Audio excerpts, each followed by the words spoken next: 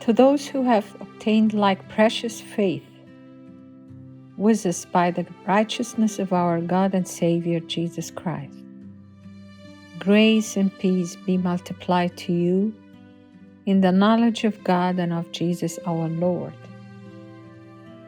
as His divine power has given to us all things that pertain to life and godliness, through the knowledge of Him who called us by glory and virtue, by which have been given to us exceedingly great and precious promises, that through these you may be partakers of the divine nature, having escaped the corruption that is in the world through lust.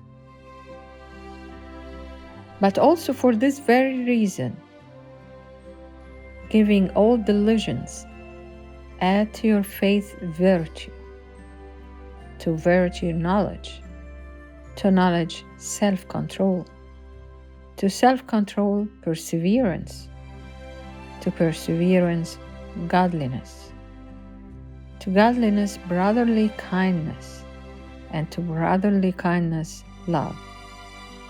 For if these things are yours and abound,